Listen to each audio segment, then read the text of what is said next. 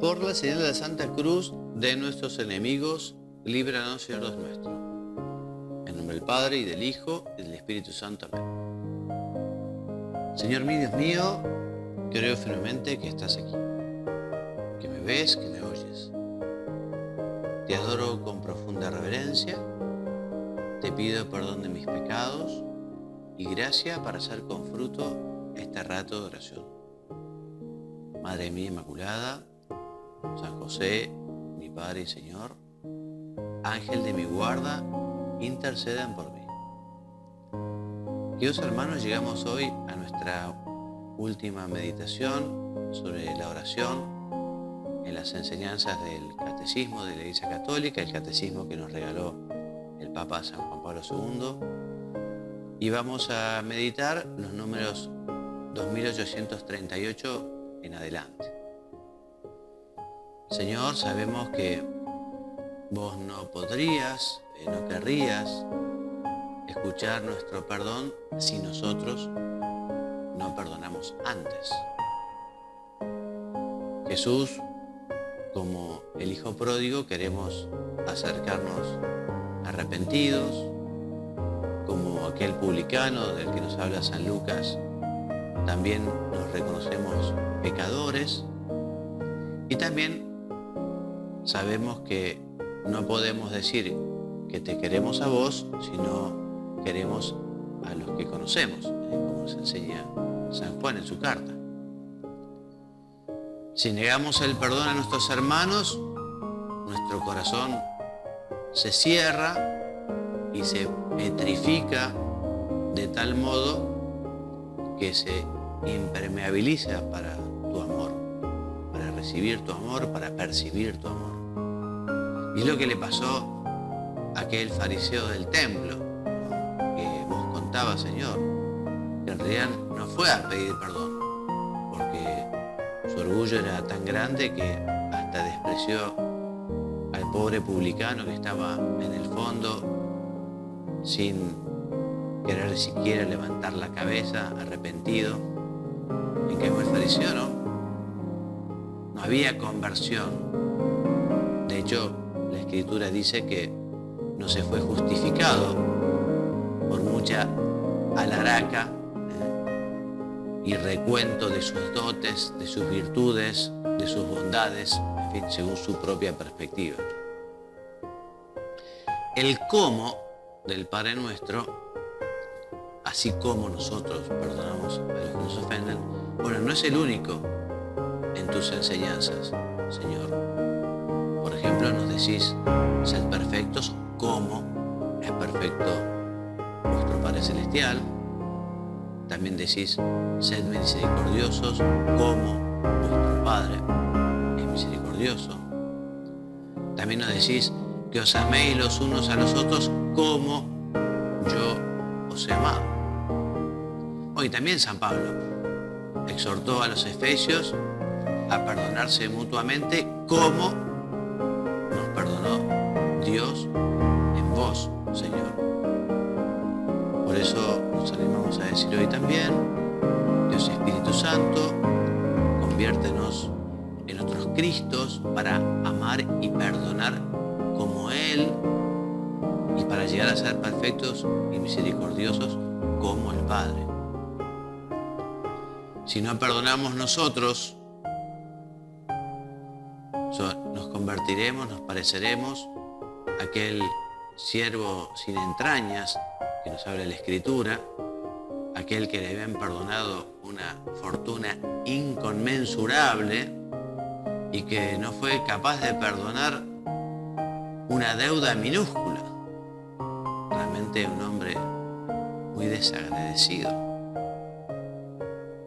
Señor, ayúdanos a no convertirnos en eso, sino todo lo contrario. Justamente la oración cristiana nos lleva al perdón. También podemos decir que el perdón incluso es la cumbre de la oración cristiana, porque nos transfigura en vos, Señor, nuestro Maestro. Vos nos enseñaste que el amor es más fuerte que el pecado y que no alcanza a perdonar solo 7 veces, sino que hay que perdonar está en nuestras manos el tema del sentimiento o el tema del olvido. A veces las personas me dicen, padre, es que yo no me olvido. Bueno, no pasa nada si no te olvidas. Lo importante es que ese recuerdo te sirva para transformarlo en oración de perdón, en oración de petición, ¿no? O sea, que no sea un recuerdo justamente para malpensar de la persona, sino para rezar por él, o para pedirle al Señor, Señor, ayúdame a que esta herida cicatrice, ¿no? Querido Padre, querido Dios Padre, te pedimos que no nos dejes tomar el camino que conduce al pecado. Es lo que nos dice el Padre Nuestro. No nos dejes caer en la tentación. La tentación no es un pecado, lo que es pecado es caer en ella. Porque si uno la rechaza, lo que está haciendo es un acto de amor de Dios. Está haciendo una opción muy buena, muy virtuosa. Por eso podemos decir que la tentación en sí misma no es ni buena ni mala. No es buena porque nos permite volver a elegirte a vos, Señor. Y San Pablo nos recuerda que vos no permitís una tentación superior a nuestra fuerza y que además siempre nos das la gracia, la ayuda para superarlo. Lo que no tenemos que hacer es dialogar con la tentación, porque es como si uno comenzara a descender por una empinada barranca.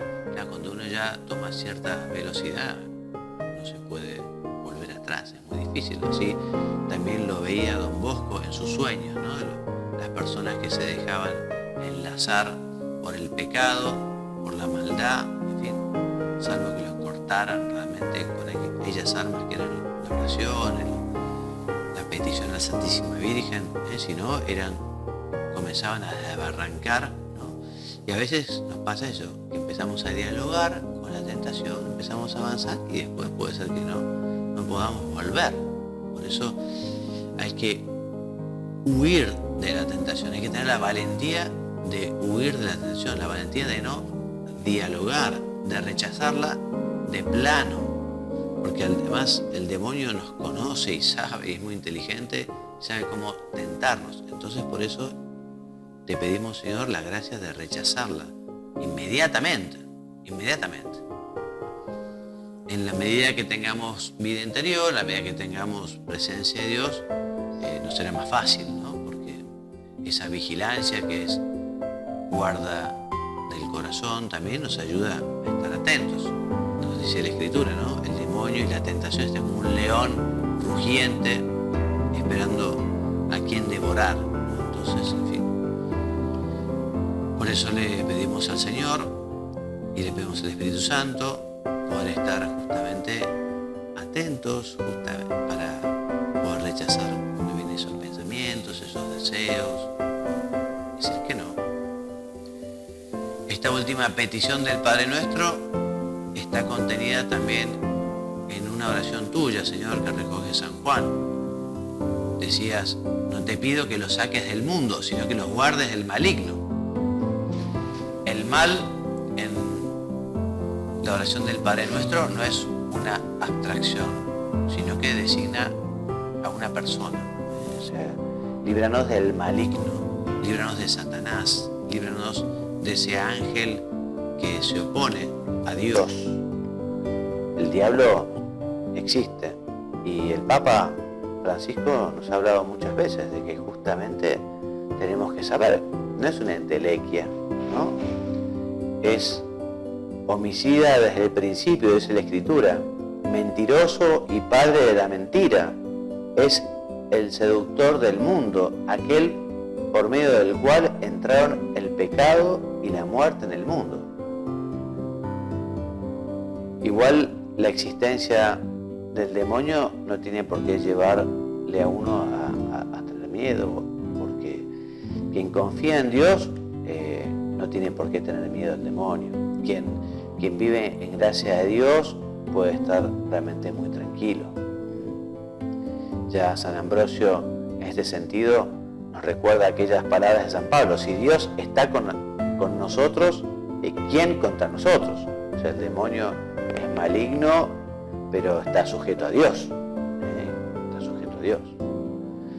Y nosotros en el Padre Nuestro, al pedir ser liberados del maligno, oramos para ser asimismo liberados de todos los males presentes, pasados, futuros, de los que Él es autor o instigador. Terminemos entonces nuestra meditación rezando como la Santa Misa. ¿Se acuerdan aquella oración del misal? Líbranos de todos los males, Señor, y concédenos la paz en nuestros días, para que, ayudados por tu misericordia, vivamos siempre libres del pecado y protegidos de toda perturbación, mientras esperamos la gloriosa venida de nuestro Salvador Jesucristo. Y ahora meditamos el número 8556, que hace referencia al amén, al así sea. Y les cuento que en una de sus catequesis, San Cirilo de Jerusalén escribió que después de terminada la oración, uno dice amén, y lo hace refrendando por medio de este amén, que significa así sea, lo que contiene la oración que Dios nos enseñó. El amén es nuestro fiat, nuestro hágase, como la Virgen también, hágase en mí según tu palabra. Nuestro amén es un hágase. Amén, hágase, así sea, a que el Padre Nuestro sea para nosotros y para todos los cristianos la oración fundamental. Amén, a que es la oración más perfecta y es también el corazón de las Escrituras. Amén, a que Dios sea nuestro Padre. Amén, a que nosotros queremos ser buenos hijos suyos. Amén, a que todos somos hermanos. Y amén, a que el cielo es nuestra patria. Amén, a que tu nombre, Señor, sea alabado. Amén, a tu justicia infinita y a tu justicia final. Y amén a tu providencia. Amén al deseo de prepararnos para recibirte en cada Eucaristía. Y amén también a compartir nuestros bienes materiales y espirituales. Amén al mutuo perdón y al rechazo de las tentaciones y la superación de las pruebas. Amén a no dialogar con el tentador y alejarnos de él. Y amén al fiat, al hágase. Amén al amén. Madre querida, Virgen María, mejor es el fin que el principio, y estamos finalizando este ciclo que han sido 8 meditaciones sobre la parte cuarta del Catecismo, sobre la oración. Gracias, Madre nuestra, por haber conseguido finalizar este ciclo sobre la oración. Te pido, Señora y Madre nuestra, que estas meditaciones sirvan para hacer oración, que sean meditaciones que sirvan y que también de alguna manera sean una catequesis, de alguna manera una cierta instrucción o enseñanza sobre la oración. Yo he disfrutado mucho con ellas y también he aprendido. A todos los que nos escuchan también les diría que no dejen de aprovechar el catecismo y concretamente esta cuarta parte del catecismo sobre la oración para hacer oración. Es lo que hemos hecho hoy, ¿no? Vos hacés tu propio trabajo de leer esos números y de justamente tratar de aplicarlos a tu vida, a tus circunstancias, a tu situación, ¿no? ¿Cómo puedo yo justamente vivir estas enseñanzas sobre la oración? Con tu ayuda, Madre, me gustaría poder seguir meditando el catecismo, una tarea que veré si lo puedo seguir haciendo, porque tan rico es este documento del Papa Y es tan linda las enseñanzas del catecismo sobre, bueno, tantos temas, ¿no? Todo lo que es la cristología del catecismo, la mariología del catecismo, todo lo que se refiere al Padre y a la creación, y al Espíritu Santo y a la Iglesia, en fin, tantos temas que trata el catecismo, ¿no? Los mandamientos, los sacramentos, en fin, un tesoro. Así que, en fin, que sea tu propósito, mi propósito, nuestro propósito, el cuidar mucho la oración. San José María decía que, bueno, que no hay santidad sin oración, ¿no? También decía que no podemos hacer la oración sin mortificación. Si no eres alma mortificada, nunca serás alma de oración.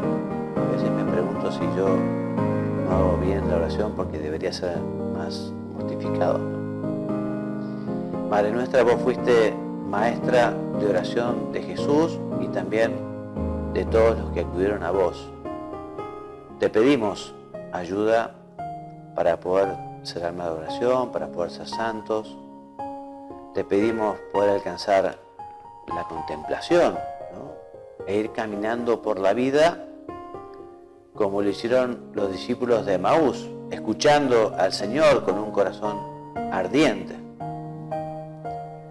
Que se expanda entre los bautizados el apostolado de la oración, o sea, que haya mucha gente que rece y mucha gente que enseñe a rezar, que surjan así nuevos maestros y que sepamos nosotros ser buenos instrumentos. De hecho, es uno de los talentos más grandes que Dios nos ha dado y no podemos enterrarlo, tenemos que multiplicarlo.